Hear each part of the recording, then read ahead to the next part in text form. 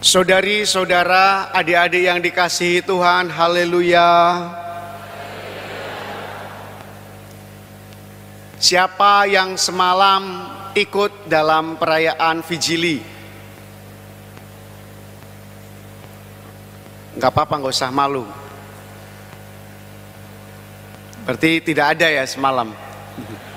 Ada ya? Ada. Semalam kita sungguh-sungguh berjaga.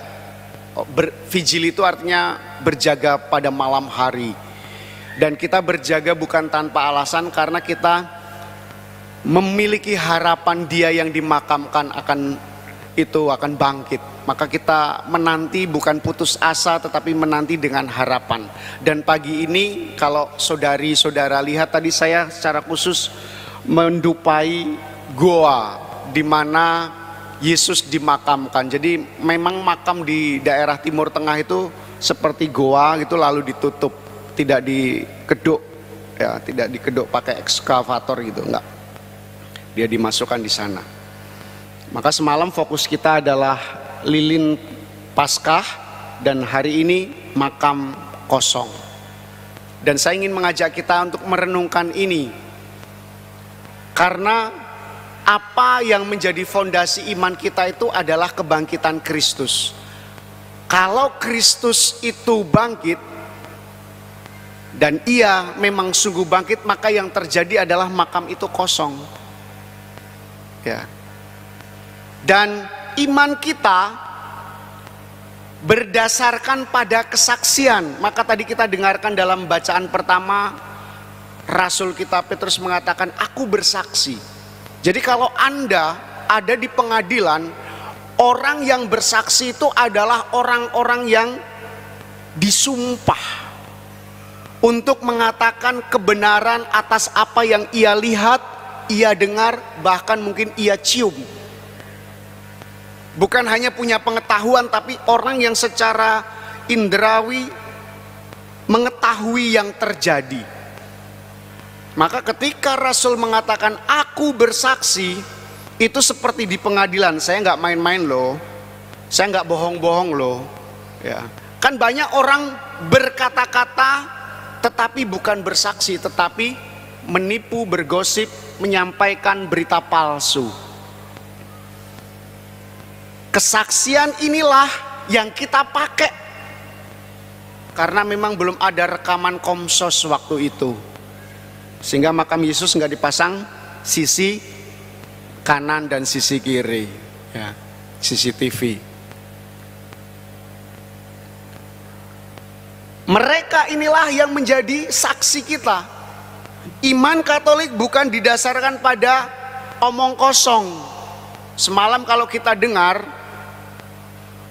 wanita-wanita yang sudah ke kubur Yesus dan melihat makam Tuhan Yesus kosong, itu ketika menyampaikan kepada para rasul dianggap omong kosong. Kasihan perempuan-perempuan itu. Sudah bercerita, memberi kesaksian, dikatakan omong kosong. Memang laki-laki itu payah, ya. Maka laki-laki yang lain, para rasul kan kemudian menyusul ke makam untuk membuktikan bahwa yang dikatakan para perempuan itu benar dan benar.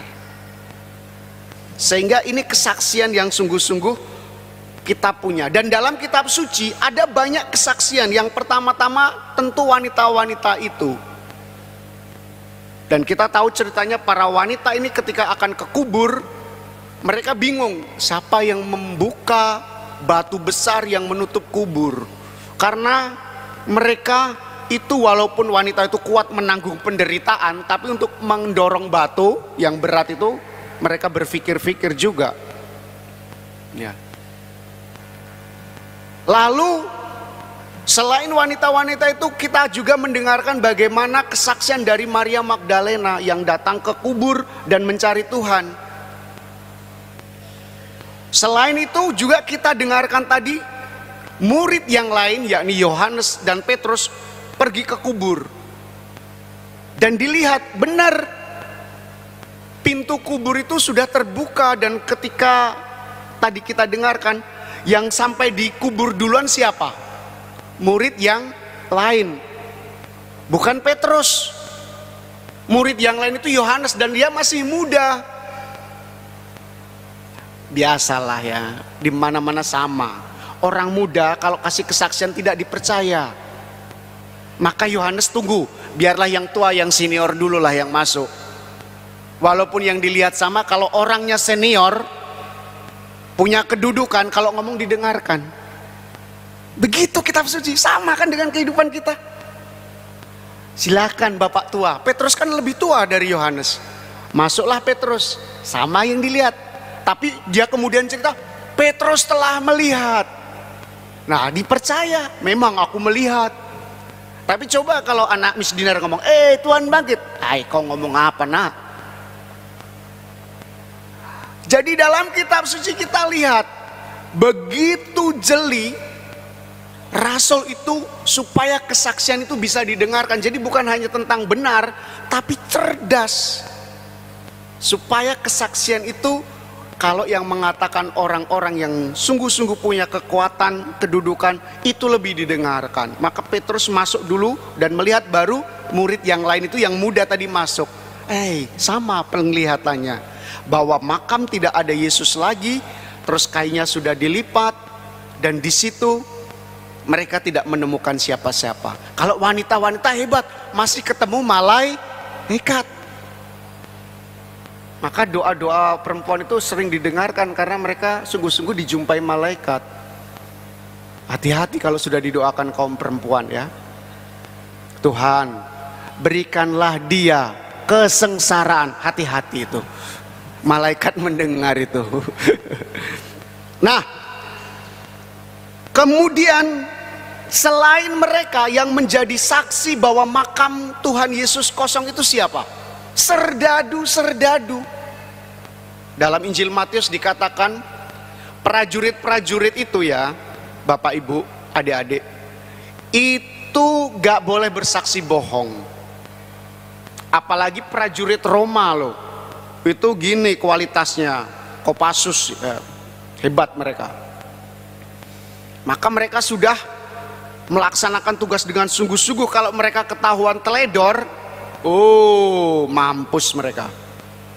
Nah, mereka ini tahu bahwa memang tahu-tahu bangun sudah terbuka dan tidak ada Yesus. Maka kemudian mereka lapor kepada imam-imam kepala, aduh gimana ini, makam-makam ini kosong, Tuhan Yesus yang dikuburkan di sana nggak ada, gimana ini, nanti kami dibunuh habis ini, kami bisa dipecat, di PHK oleh pimpinan kami.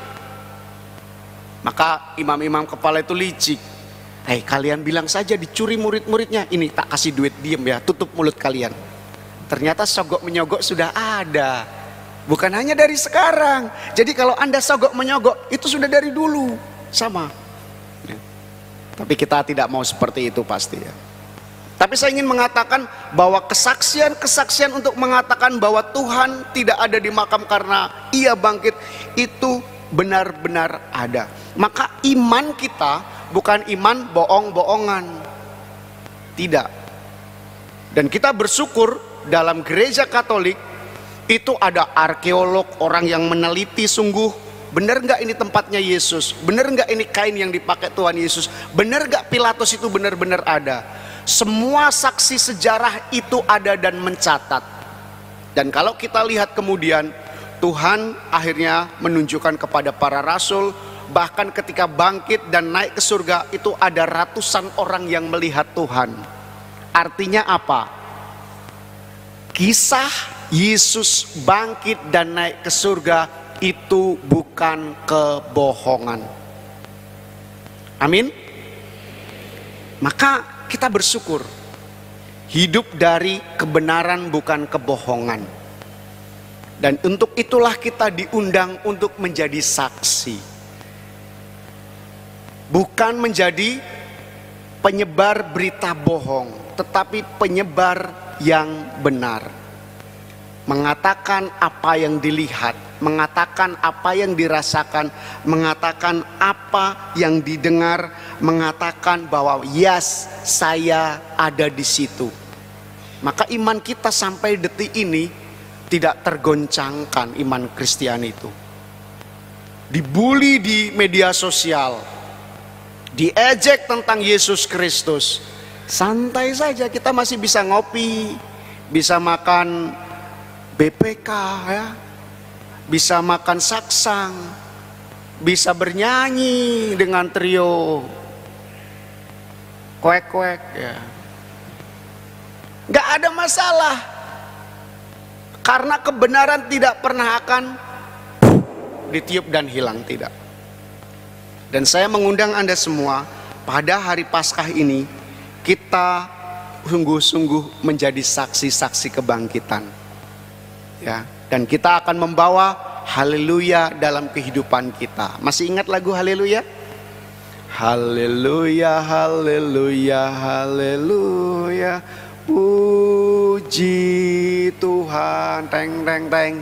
Haleluya, haleluya, haleluya, haleluya.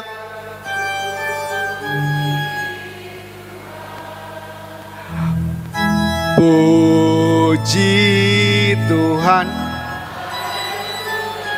puji Tuhan,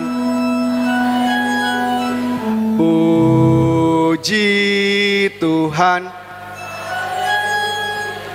puji Tuhan. Coba bayangin, yang bersaksi, yang bersuara itu baru kor saja sudah kuat, apalagi sampai belakang sana. Kita coba ya. Tadi itu saya masuk itu yang nyanyi cuma depan, yang belakang belum. Coba kalau seluruh gereja ini bernyanyi dan bersaksi, alangkah kerennya kita ya. Kita coba ya. Sebentar, biar mantap ya. Kalau kita haleluya, kita berdiri, kan bangkit ya. Tapi kalau puji Tuhan duduk.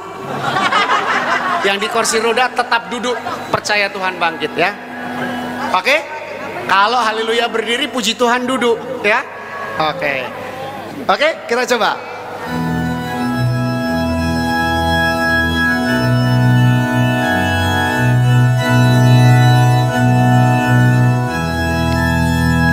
Haleluya, haleluya, haleluya. Duduk. Haleluya, haleluya, haleluya. Puji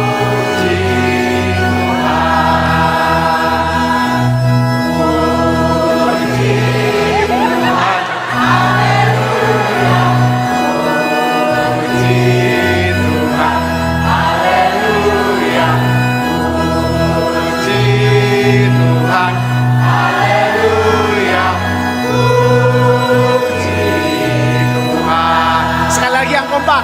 Haleluya, haleluya, haleluya, haleluya. Itu sambil lututnya digosok-gosok sembuh. Haleluya, haleluya, haleluya, haleluya. Puji Tuhan. Puji Tuhan. Haleluya. Puji Tuhan. Haleluya. Puji Tuhan. Haleluya. Puji Tuhan. Puji Tuhan, tepuk tangan untuk Kristus ya. Iman kita iman kebangkitan, bukan iman yang duduk.